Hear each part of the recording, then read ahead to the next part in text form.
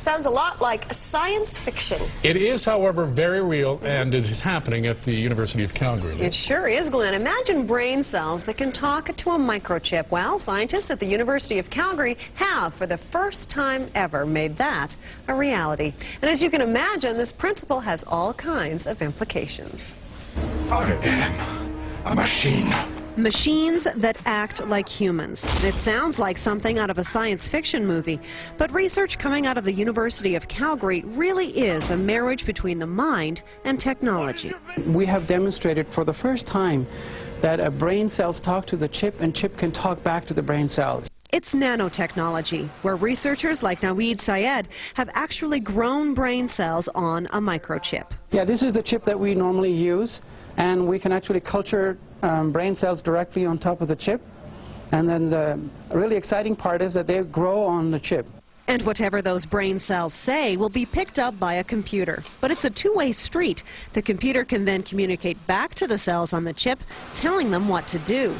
Right now, the cells are being used are cells from snails. But one day, they'll use human cells, and the applications are endless. It could help people with prosthetic limbs. So what scientists will be able to do in the future is to implant this chip inside the brain.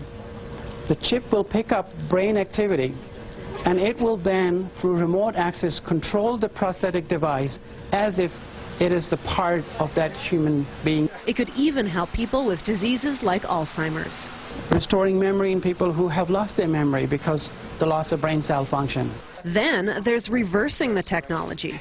If a computer can get all this information from the brain, you can actually make it to have feelings like animals. So your computer devices will feel the same way that the humans would.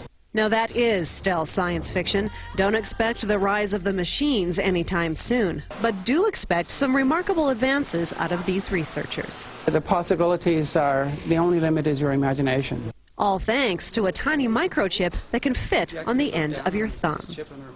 Very remarkable indeed. Now, Dr. Syed says they've just proven the principle of this technology works. He expects it will be at least 10 years before they're testing it on humans.